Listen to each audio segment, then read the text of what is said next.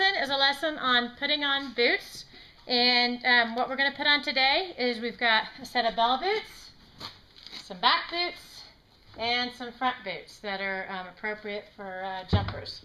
All right, so for this horse, these are, we're going to put these on when we ride. Some people put bell boots on for turnout, and that's great, and sometimes those should be the pull-on kind if they're out all the time and they're playful. But we're just going to use bell boots that have a good Velcro, and it's appropriately the right size for him.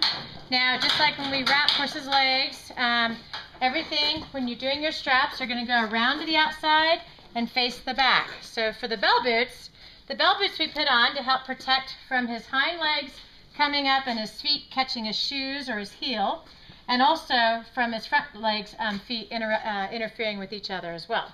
And that can happen a lot, especially if they're jumping big jumps. All right, so for the bell boots, we simply put it on, put the Velcro on, and you don't want this super tight. See, I can move this along, but it's big enough that it covers his heels back here, so it's an appropriate fit. And you can see the strap is facing the back on the outside. So I'm going to come on, and I'm going to put him on the other foot here as well. And I don't put bell boots on his hind feet. We have no need for that in this case. Then I'm going to put his front boots on, and these boots have an open front. That means just the straps go across the front. So these are suitable for jumper classes. If it's a closed front, that's not allowed because it is against the rules.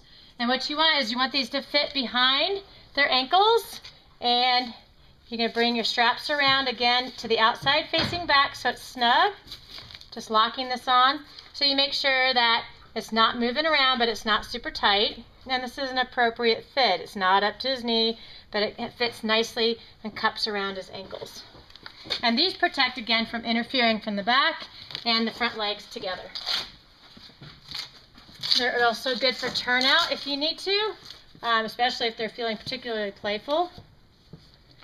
But mostly I put these on for jumping in our case. And then the hind boots are to protect the hind ankles here. And these are just very simple, nothing fancy. I'm going to do this one first since his foot is down.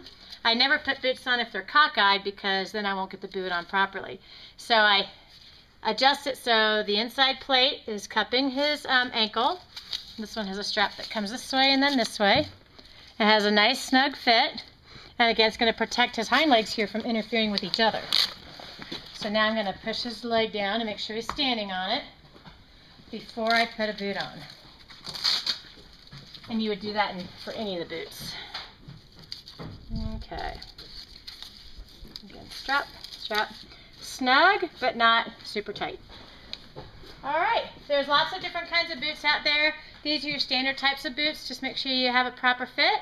Keep them clean, so if you go out and they've been in the mud or the sand, they get dirty. All you gotta do is wash them off under the hose, and you can hang them up around your bars or someplace in your barn to dry, because you don't want to put them on all wet. But you don't want a bunch of muck and dry dirt inside there, because it'll rub the next time they ride and cause sores. So keep your boots clean, and they'll last a long time. And that's our lesson today in putting on boots.